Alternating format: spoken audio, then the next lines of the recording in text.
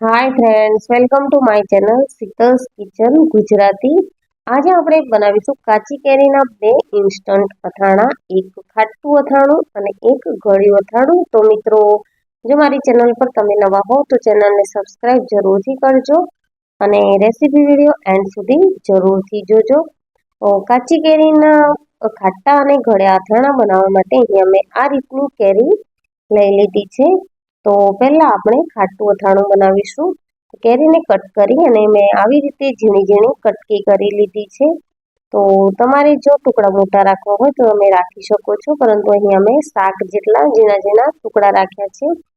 અને આ રીતે મેં આખી કેરીની કટકી કરી લીધી છે. હવે એ કેરીમાં સ્વાદ પ્રમાણે મીઠું અને 1 ચમચી જેટલો આપણે અચાર મસાલો ઉમેરીશું. અચાર મસાલો મેં હમણાં અડધી ચમચી ઉમેર્યો છે અને અડધી ચમચી આપણે પછી ઉમેરીશું. તો સારી રીતે મીઠું અને અચાર મસાલો આપણે કોટ કરી લેવાનો છે. મીઠું ધ્યાનથી ઉમેરવાનું, કારણ કે અચાર મસાલામાં પણ સારા એવા પ્રમાણમાં મીઠું હોય છે. હવે આપણે વઘારિયામાં 2 મોટી ચમચી જેટલું તેલ ગરમ કરી અને કકુનું તેલ આપણે આ કટકીના ખાટા અથાણામાં ઉમેરીશું અને તેલ અને મસાલા સાથે કેરીને સારી રીતે કોટ કરી લઈશું. તો કાચી કેરીની ખાટી એવી કટકી બનીને આપણી રેડી છે. તેને આપણે એક વાટકીમાં કાઢી લઈશું. આ અથાણા તમે ઇન્સ્ટન્ટ બનાવી અને 2-3 દિવસ સુધી ખાઈ શકો છો. તો હું 2-3 દિવસ ચાલે એટલું જ બનાવી રહી છું. હવે કાચી કેરીનું ગળ્યું અથાણું બનાવવા માટે અહીંયા મેં કેરીની આ રીતે થોડી લાંબી અને પતલી એવી સ્લાઇસ કરી લીધી છે.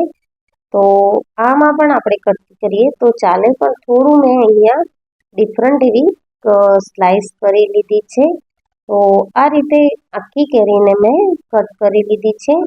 હવે આપણે ગળ્યું અથાણું બનાવી રહ્યા છીએ. તો 1 ચમચી જેટલો ગોળ આ રીતે ચાકુની મદદથી કટ કરી અને ઉમેરી લઈશું. તો સારી રીતે ઝીણો ઝીણો કટ કરી અને ઉમેરવાનો છે. સાથે સ્વાદ પ્રમાણે મીઠું, 1 ચમચી જેટલો અચાર મસાલો અને અડધી ચમચી જેટલું આપણે કાશ્મીરી લાલ મરચું ઉમેરીશું, જેનાથી તીખું નહીં થાય પણ કલર સારો એવો આવશે. હવે નવશેકું કરેલું આપણું તેલ ઉમેરીશું 2 ચમચી જેટલું અને બધા જ મસાલાને મિક્સ કરી 5 થી 7 મિનિટ જેવું રહેવા દઈશું. તો મીઠું અને ગોળનું પાણી રિલીઝ થશે અને ગોળવાળું કેરીનું રસાવાળું અથાણું બનીને રેડી થશે. તો આ રીતે કેરીનું ગળ્યું અથાણું પણ બનીને રેડી છે. તો મિત્રો, કેરીના ઇન્સ્ટન્ટ ખાટા અને ગળ્યા અથાણા તમને કેવા લાગ્યા તે મને કમેન્ટ સેક્શનમાં જરૂરથી જણાવજો. અને જો રેસીપી ગમી હોય તો વિડીયોને લાઈક કરજો, શેર કરજો અને મારા ચેનલને સબસ્ક્રાઈબ જરૂરથી કરજો અને રેસીપી તમે પણ ટ્રાય કરજો. તો આ રીતે ઇન્સ્ટન્ટ કાચી કેરીના ગળ્યા અને ખાટા અથાણા ખાવામાં ખૂબ જ ટેસ્ટી લાગે છે. Thank you for watching.